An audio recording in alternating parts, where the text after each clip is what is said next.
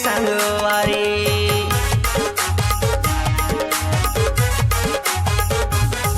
अरे जाना थवा तोरे माया लगोरी रूप के हवच रानी।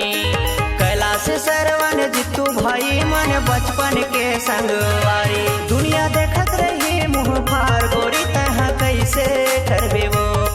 उर्मी बना ले ससुराल तोर घर ला कैसे करबे वो।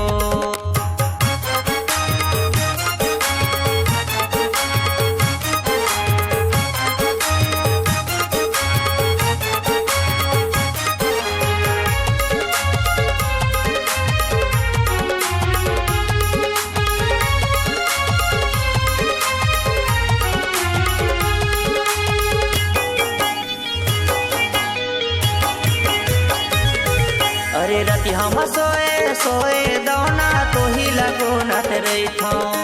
सुरता कर कर मोर माया रूपी फायर खेलत रही था।